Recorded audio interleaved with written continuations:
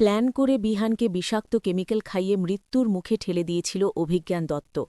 আর সেই ভয়ঙ্কর সত্যটাই এবার কোর্টের মধ্যেই অকাট্য প্রমাণ করে দেখিয়ে দিল ঋতজ চৌধুরী ও কম্পাস।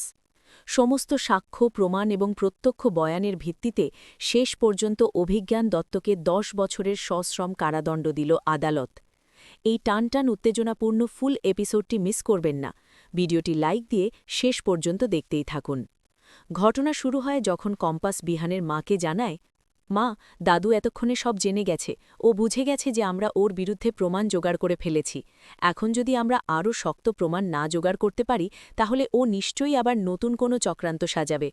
কম্পাস আরও বলে, যেভাবেই হোক আমাদের জিততেই হবে, কারণ আমি বিহান স্যারকে কথা দিয়েছি যে মানুষটা ওনাকে এই অবস্থায় এনেছে তাকে আমি উপযুক্ত শাস্তি পাইয়ে ছাড়বই।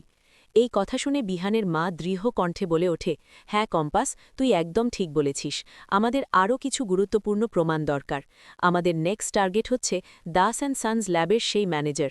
ও কি ধরে এনে কোর্টে প্রেজেন্ট করতে হবে, ওর মুখ দিয়েই সমস্ত সত্য কথা বের করাতে হবে। শুধু তাই নয়, কলেজের যে সিকিউরিটি গার্ড মিথ্যে বয়ান দিয়েছিল তার মিথ্যাচারেরও প্রমাণ জোগাড় করতে হবে। সবচেয়ে বড় কথা, এই সমস্ত কাজ আজ রাতের মধ্যেই শেষ করতে হবে। ঠিক তখনই কম্পাস বলে ওঠে, মা, আমার কাছে একটা ফুল প্রুফ প্ল্যান আছে। এরপর এক এক করে নিজের সমস্ত প্ল্যান খুলে বলে কম্পাস। কম্পাসের প্ল্যান শুনে ঋতজ চৌধুরী খুশি হয়ে বলে ওঠে, এটাই আমাদের এখনই এক্সিকিউট করতে হবে।